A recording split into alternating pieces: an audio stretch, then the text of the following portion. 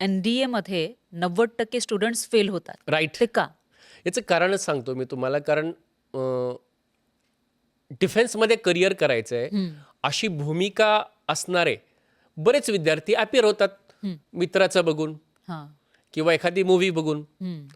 परंतु त्याचं सातत्यानं तयारी करणं हां. हे खूप रेअर विद्यार्थी करतात. खरं. बरं, त्याच्यामध्ये सुद्धा जे सातत्य ठेवत नाही, म्हणजे 11वी-12वीच्या अभ्यासक्रमासह जे सातत्य ठेवत नाही, हं, हं. जे सातत्य ठेवतात ते नक्कीच पुढे आपले प्रत्येक ज्या अडचणी आहेत, हं, हं. कारण हे यंग एज आहे, खरं. टीनेज आहे, हं. टेक्नॉलॉजीचं युग आहे. हो, बरोबर. आजचा माझा विद्यार्थी मोबाईलशी अडिक आहे. हं. त्याला संवाद साधायला नाही, पण मोबाईलशी गेम खेळायला, ग्राउंडवरचं गेम नाही, पण मोबाईलचा गेम खेळायला आवडतो. हो. ह्या गोष्टीपासून दूर राहून हं. मला चांगल्या सवयी सोबत पुढे जायचं आहे. आणि या चांगल्या सवयी पुढे जाणं एवढं सोपं नाही आहे. खरं. मोबाईलपासून आम्ही किती दूर राहतो. हं.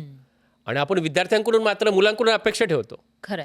मग ह्या अपेक्षा आपण जसं मुलांकडून ठेवतो तसं आपलंही अनुकरण विद्यार्थी करतात. हं.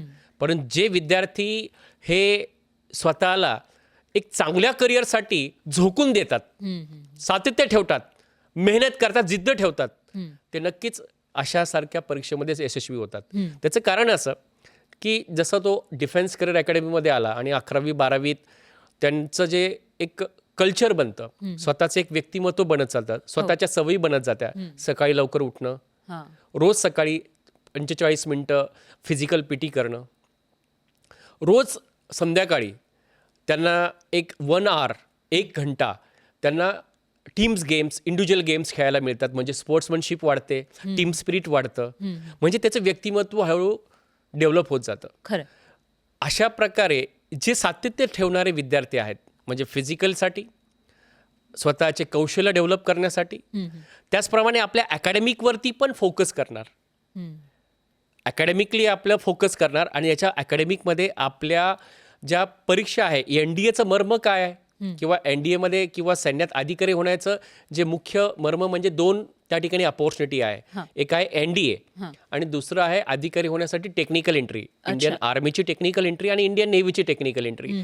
अशा 3 महत्त्वाच्या PCM ग्रुप असणाऱ्या विद्यार्थ्यांना खूप मोठी संधी आहे की 11वी-12वीच्या अभ्यासक्रमासह त्याची तयारी करावी. अच्छा. मग जे विद्यार्थी हं, हं, हं. आपलं बोर्ड प्रिपरेशन 11वी-12वीमध्ये खूप बॅलन्स ठेवतात, हं, हं.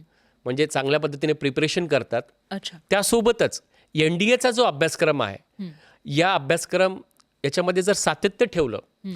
त्यामध्ये सगळ्यात महत्त्वाचा पेपर असतो मॅथमॅटिक्स, आणि दुसरा पेपर असतो गॅट. मॅथमॅटिक्स म्हणजे 11वी-12वीचा साधारणतः 80-85% भाग अच्छा. जो NDAच्या परीक्षेला असतो. हं, हं.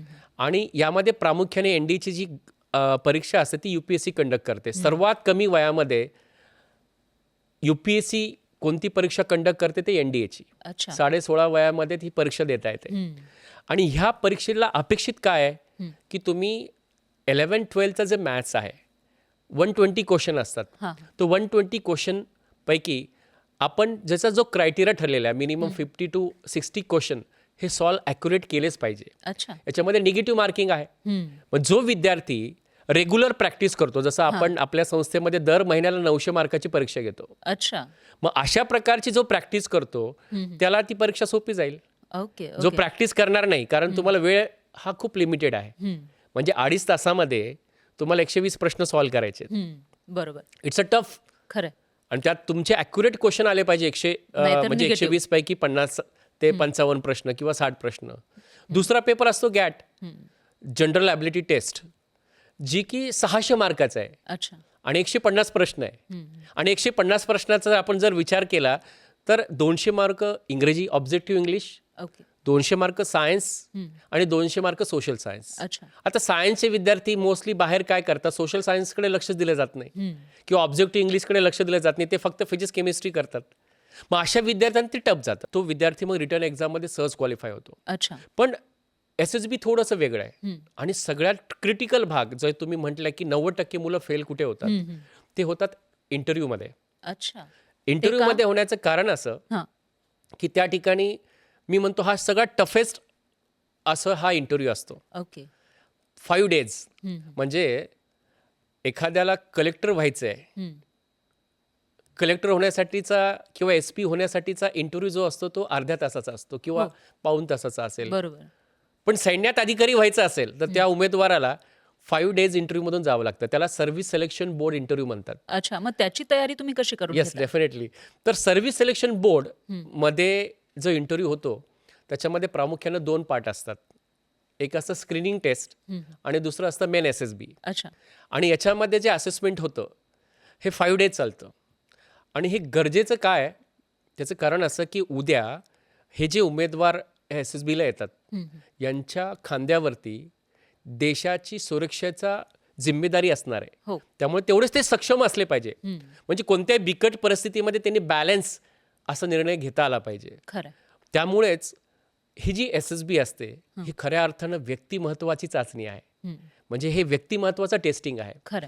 आणि मग अशा प्रकारचं व्यक्तिमत्वाचं टेस्टिंग जे टूल असतात त्याचा मुख्य उद्देश आहे की राईट कॅन्डिडेट हां. फॉर डिफेन्स जे डिफेन्समध्ये योग्य निर्णय घेऊ शकतात आणि उद्या ऑफिसर बनू शकतात. ही प्रोसिजर बनलेली आहे आणि ती गरजेची पण आहे. मग ह्यामध्ये होतं काय, बऱ्याचशा वेळेस एखादा मुलगा अकॅडमिक खूप हुशार असेल तर तो रिटर्न परीक्षा पास होईल, अच्छा. पण SSB पास नाही होऊ शकणार सहज, जोपर्यंत त्यांनी स्वतःचं व्यक्तिमत्व किंवा सकारात्मक वृत्तीनं आपल्यामध्ये एक ऑफिसर लाईक क्वालिटीज म्हणजे OLQs डिफेन्समध्ये त्याला किंवा ऑफिसर लाईक क्वालिटीज म्हणतात. या OLQ जेव्हा डेव्हलप होतील ह्या प्रत्येक व्यक्तीमध्ये कमी जास्त प्रमाणात असतात, पण ते बॅलन्समध्ये असलं तर तो विद्यार्थी, तो उमेदवार हा त्या SSB मध्ये सहज क्वालिफाय होऊ शकतो. अच्छा. मग याच्यासाठी DCA हे पहिल्या दिवसापासून विद्यार्थ्याच्या व्यक्तिमत्व डेव्हलपमेंटवरती म्हणजे विद्यार्थ्याच्या व्यक्तिमत्व विकासावर आणि SSB इंटरव्ह्यूसाठी आपण वर्षभर ट्रेनिंग देतो.